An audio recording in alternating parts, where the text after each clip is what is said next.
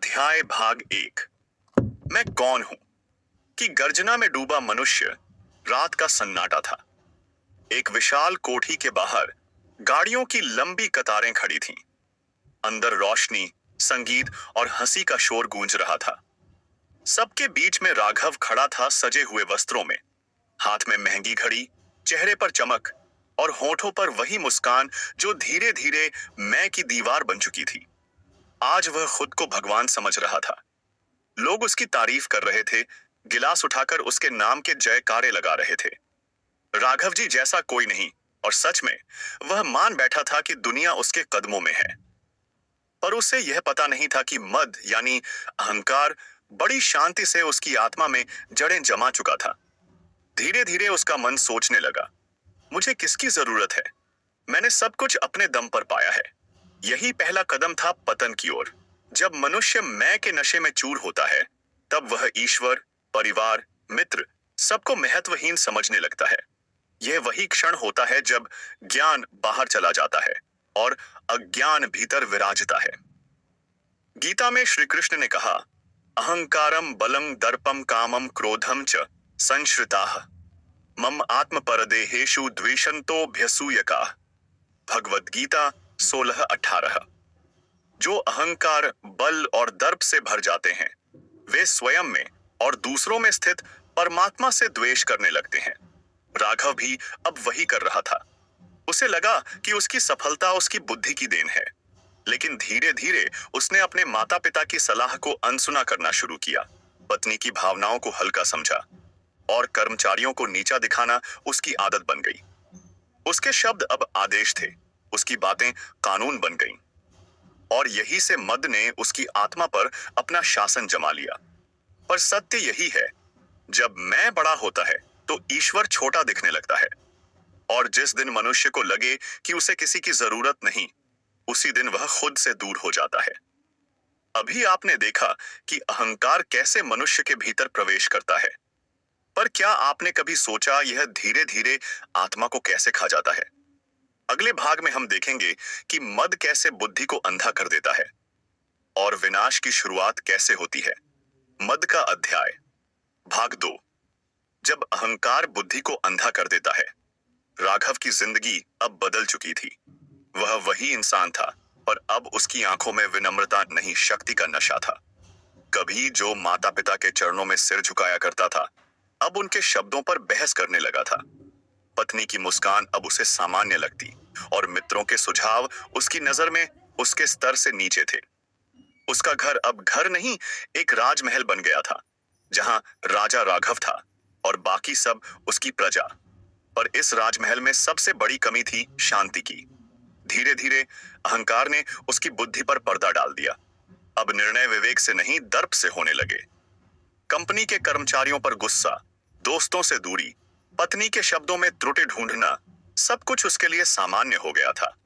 एक दिन उसकी पत्नी ने कहा, राघव, अब तुम वो नहीं रहे जो कभी मेरे साथी थे। अब तुम केवल मैं बन गए हो। राघव हंसा। अगर मैं न रहूं तो क्या दूसरों की तरह छोटा बन जाऊं? यह वही क्षण था जब अहंकार ने उसकी आत्मा के द्वार बंद कर दिए। उसे अब न किसी की पीड़ा दिखती थी, न किसी का प्रेम। वह केवल अपनी सफलता की गूंज में बहरेपन की सीमा तक डूब चुका था। पर समय निष्पक्ष होता है। जिस बुद्धि को अहंकार अंधा कर देता है, वही समय आकर उसे दर्पण दिखाता है। राघव को लगने लगा कि उसके बिना कोई कार्य नहीं हो सकता। पर धीरे धीरे उसके निर्णय गलत होने लगे। निवेश बिगड़ गए, व्यापार में घाटा हुआ, कर्मचारी छोड़ने लगे और उसके मित्र दूर जाने लगे। फिर भी राघव ने खुद को दोष नहीं दिया, बल्कि उसने कहा, दुनिया ही मूर्ख है, मैं नहीं। यही अहंकार की सबसे बड़ी चाल है। वह मनुष्य को दोषी बनकर भी निर्दोष महसूस करवाता है। गीता में भगवान श्री कृष्ण कहते हैं, अहंकार विमूढ़ात्मा कर्ताहमिति मन्यते। गीता 3:27। अहंकार से मोहित मनुष्य सोचता है कि मैं ही करता हूं। राघव यही सोच रहा था, मैं ही सबका निर्माता हूं, मेरी बुद्धि सर्वोच्च है। पर इस सोच के पीछे धीरे धीरे उसका पतन शुरू हो चुका था। अहंकार की यही चाल है, वह धीरे धीरे सफलता के शिखर से खींचकर मनुष्य को गर्त में गिराता है और तब तक गिराता है जब तक उसके चारों ओर केवल अकेलापन न रह जाए। अभी आपने देखा कि कैसे अहंकार बुद्धि को अंधा कर देता है। पर क्या आपने कभी सोचा, जब अहंकार का साम्राज्य टूटता है तो मनुष्य के भीतर क्या होता है? अगले भाग में हम देखेंगे राघव का पतन, जहां मैं बिखर जाता है और सत्य बोल उठता है। मद का अध्याय भाग 3। जब अहंकार टूटता है और सत्य सामने आता है। राघव का साम्राज्य अब दरकने लगा था। जो कभी उसकी सफलता की मिसाल देते थे, अब वही लोग उसके पतन की चर्चा करने लगे। कंपनी के एक एक सौदे में नुकसान, कर्मचारियों का पलायन, पत्नी की चुप्पी, ये सब मिलकर एक अदृश्य दीवार बन चुके थे, जिसके भीतर राघव अब अपने ही शोर में कैद था। एक रात देर तक ऑफिस में बैठा वह अपने पुराने फोटो देख रहा था, जब चेहरे पर विनम्रता थी और आंखों में सच्चाई। वह मुस्कुराहट अब कहीं खो गई थी। फोटो में उसके साथ खड़ी पत्नी की आंखों में तब विश्वास था, अब उसी आंखों में दूरी, निराशा और भय था। उसी रात उसे अपने पुत्र की आवाज सुनाई दी, माँ, पापा पहले जैसे क्यों नहीं है? वो अब हमसे बात भी नहीं करते। राघव सन्न रह गया। पहली बार उसने अपनी ही दीवार के पार से अपने परिवार की पीड़ा सुनी थी। उस रात नींद नहीं आई, मन में शोर था, क्या सच में मैं इतना बदल गया हूं? पर अहंकार अभी भी पूरी तरह टूटा नहीं था। वह भीतर से फुसफुसाया, सब गलत है, मैं नहीं। कुछ दिनों बाद राघव का एक बड़ा प्रोजेक्ट फेल हो गया। नुकसान इतना बड़ा था कि कंपनी को बंद करना पड़ा। एक झटके में सब कुछ चला गया, नाम, शोहरत, पैसा और सबसे बढ़कर आत्मविश्वास। उस दिन घर लौटते वक्त सड़क पर बैठे एक बूढ़े भिखारी ने उसे देखा और कहा, बेटा, जब सिर ऊंचा होता है तो पांव जमीन नहीं देखते, पर जब गिरते हैं तो जमीन ही सहारा बनती है। राघव के कदम रुक गए। उसे लगा जैसे कोई अदृश्य शक्ति उसके भीतर बोल रही है। वह घर पहुंचा। पत्नी ने दरवाजा खोला, पर चेहरे पर वही चुप्पी थी। बच्चा उसे देखकर कमरे में चला गया। वह लिविंग रूम में बैठ गया, सिर झुकाकर। शब्द नहीं निकल रहे थे, बस भीतर से एक आवाज आई, याद आई, यह वही क्षण है जब तेरा मैं मर रहा है और तू पुनः जन्म ले सकता है। धीरे धीरे आंसू आंखों से बहे। सालों बाद राघव ने स्वयं को महसूस किया। उसे एहसास हुआ कि उसने जो खोया वह केवल पैसा नहीं था, बल्कि रिश्ते, प्रेम, सम्मान और आत्मा का दर्पण। अगले कुछ दिनों में राघव ने चुपचाप अपनी गलतियां स्वीकार की। माता पिता के चरण छुए, पत्नी से माफी मांगी, बच्चे को गले लगाया और कहा, बेटा, तुम्हारा पापा जीत गया था, पर इंसान हार गया था। अब मैं फिर से इंसान बनना चाहता हूं। पत्नी की आंखों में आंसू थे, पर उनमें इस बार प्रेम की झलक थी। धीरे धीरे उसका परिवार फिर से उसके साथ जुड़ने लगा, मगर समाज की नजरों में उसकी प्रतिष्ठा टूट चुकी थी। और यह वही अग्नि थी जिसमें अहंकार पूरी तरह जलने वाला था। अभी आपने देखा कि जब अहंकार टूटता है तो मनुष्य भीतर से कैसे बदलता है। पर क्या आपने कभी सोचा, टूटने के बाद वह पुनर्जन्म कैसे पाता है? अगले भाग में हम देखेंगे राघव का पुनर्जागरण, जब विनम्रता, श्रद्धा और आत्मज्ञान उसे पुनः उठाते हैं। मद का अध्याय भाग 4। जब विनम्रता पुनर्जन्म देती है। सुबह की हल्की किरणें खिड़की से भीतर आईं। राघव वही था, पर इस बार उसके भीतर कुछ टूट नहीं रहा था, बल्कि कुछ नया जन्म ले रहा था। अब वह आईने में खुद को नहीं देखता था, वह अपनी आंखों में दूसरों की झलक देखने लगा था। उसने तय किया, अब जीवन केवल सफलता नहीं, सार्थकता के लिए जिएगा। वह उन लोगों से मिलने गया जिनसे कभी उसने दूरी बनाई थी, अपने पुराने कर्मचारियों से, अपने उस मित्र से जो उसे बार बार सच समझाता था, और अपने पिता से जो चुपचाप उसके लिए प्रार्थना करते रहे। पहली बार उसने पिता के चरणों में सिर झुकाया, आंखों से आंसू बहे और शब्द निकले, पिताजी, मैंने बहुत देर कर दी। पिता मुस्कुराए, बेटा, अहंकार समय से लड़ सकता है, पर प्रेम समय को भी पिघला देता है। वह वाक्य राघव के हृदय में अमृत बनकर उतर गया। वह अब समझ चुका था, विनम्रता वह द्वार है जहां अहंकार की मृत्यु और आत्मा का जन्म होता है। धीरे धीरे उसने सब रिश्ते सुधारने शुरू किए। घर में फिर से हंसी गूंजने लगी। पत्नी के चेहरे पर भरोसे की झलक लौट आई और बच्चा अब फिर से पापा कहकर दौड़ता हुआ आता। पर राघव अब पहले जैसा नहीं था। वह जान चुका था कि सच्चा गौरव झुकने में है, ऊंचा होने में नहीं। उसने अपने जीवन का उद्देश्य बदला।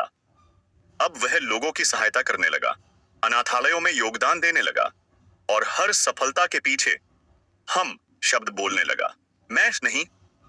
एक दिन एक पत्रकार ने पूछा, सर आपके जीवन में सबसे बड़ी सीख क्या रही? राघव मुस्कुराया और बोला, मैंने जाना कि जब इंसान कहता है मैं, तो संसार उससे छिन जाता है, और जब वह कहता है हम, तो संसार उसे गले लगा लेता है। अब उसका नाम फिर से लोगों के दिलों में गूंज रहा था, पर इस बार ताली उसके अहंकार के लिए नहीं, उसकी विनम्रता के लिए बज रही थी। भगवद गीता के शब्द उसके जीवन में साकार हो चुके थे। अहंकारम बलं दर्पम कामम क्रोधम परिग्रहम विमुच्य निर्ममः शांतः स ब्रह्म भूयाय कल्पते। गीता 18.55। जो अहंकार, बल, दर्प, काम, क्रोध और परिग्रह छोड़ देता है, वही परम शांति को प्राप्त होता है। अब राघव वही शांति महसूस कर रहा था जिसे पाने के लिए कभी उसने करोड़ों कमाए थे, पर नहीं पाया था। आज वह शांति बिना किसी धन के, केवल एक नम्र हृदय से मिली थी।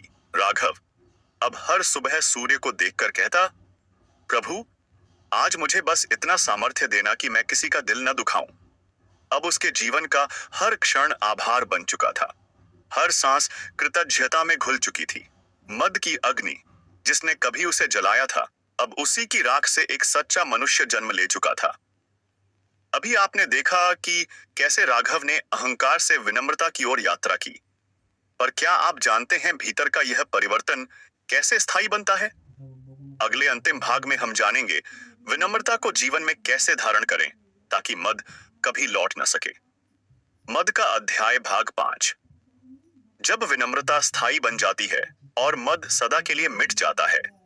राघव की जिंदगी अब शांत थी, पर इस शांति में एक गहराई थी जिसमें न शोर था न दिखावा, बस एक स्थिर आनंद था जो भीतर से बहता था।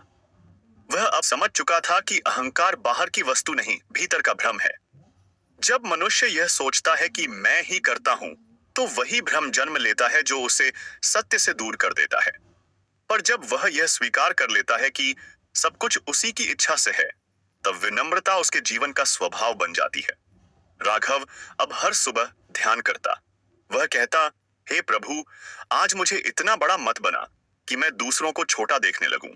उसके लिए अब हर व्यक्ति सम्मान योग्य था, चाहे वह चौकीदार हो, नौकर या व्यापारी। अब वह बात करते समय धीरे, विनम्र और सरल शब्दों का प्रयोग करता, क्योंकि उसने अनुभव किया था कि बड़े शब्दों से नहीं, छोटे शब्दों में कहा गया सत्य ही दिल को छूता है। धीरे धीरे उसके भीतर की विनम्रता उसकी पहचान बन गई। लोग अब उसे उसके कारोबार के लिए नहीं, उसके चरित्र के लिए याद करने लगे। बच्चे उसकी गोद में बैठकर जीवन के सबक सीखते। पत्नी उसकी नजरों में अब फिर वही साथी देखती थी जो कभी अहंकार की दीवारों में खो गया था। एक शाम राघव ने अपने बेटे से कहा, बेटा, याद रखना, ऊंचाई इंसान की तब तक सुंदर है जब तक वह झुकने की कला जानता है। जो झुकता नहीं वह टूट जाता है। बेटे ने पूछा, पापा, क्या आप टूटे थे? राघव मुस्कुराया, हाँ बेटा, पर अब वही टूटा हुआ हिस्सा मेरा सबसे मजबूत हिस्सा बन गया है। यही वह पल था जब राघव ने समझ लिया कि अहंकार को हराना लड़ाई नहीं, एक साधना है। यह साधना हर दिन की, हर भावना की, हर प्रतिक्रिया की है। क्योंकि अहंकार केवल सफलता में नहीं, कभी कभी नम्रता के दिखावे में भी लौट आता है। है वह तब कहता है, देखो मैं कितना विनम्र हूं, और यहीं से फिर वही भ्रम शुरू हो जाता है। इसलिए राघव ने यह मंत्र अपनाया, हर उपलब्धि के बाद धन्यवाद, हर असफलता के बाद सीख। अब न उसे सफलता गर्व देती थी, न असफलता दुख, क्योंकि वह दोनों को ईश्वर की लीला मान चुका था। वह अब समझ चुका था, असली शक्ति झुकने में है और असली विजय अपने ऊपर होती है। अब उसके मन में शांति थी, उसके शब्दों में प्रेम था और उसके जीवन में सादगी का सौंदर्य था। उसने अपने घर के द्वार पर एक पंक्ति लिखवाई, जहां मैं समाप्त होता है वहीं से हम का आरंभ होता है। और यह पंक्ति केवल दीवार पर नहीं, राघव के हृदय पर भी अंकित हो गई थी। वह अब लोगों से कहता, मद, अहंकार से बड़ी कोई मदिरा नहीं और विनम्रता से बड़ा कोई नशा नहीं। पहली पीड़ा देती है, दूसरी शांति। उसके शब्द अब ज्ञान की तरह नहीं, अनुभव की तरह गूंजते थे, क्योंकि उसने जीवन को जीकर जाना था। उसकी आंखों में अब कोई मैं नहीं था, वहां बस प्रकाश था जो भीतर से बहता था। राघव अब वही नहीं था जो कभी खुद में खो गया था, वह अब वही बन चुका था जो अपने भीतर ईश्वर को पा चुका था। अभी आपने देखा कि कैसे अहंकार की राख से विनम्रता का कमल खिलता है। यह यात्रा बताती है कि जब तक मनुष्य मैं को नहीं छोड़ता, वह न तो प्रेम पा सकता है, न शांति। विनम्रता केवल गुण नहीं है, यह मुक्ति का द्वार है। अगर यह आत्मिक यात्रा आपके दिल को छू गई हो, तो कृपया हमारे चैनल से जुड़े रहें। इसे लाइक, शेयर और सब्सक्राइब करें। इस ज्ञान को अपने परिवार और दोस्तों तक पहुंचाएं, क्योंकि शायद यही एक कदम किसी का जीवन बदल दे, प्रकाश की ओर बढ़ने का आरंभ बने। Like, share, and subscribe.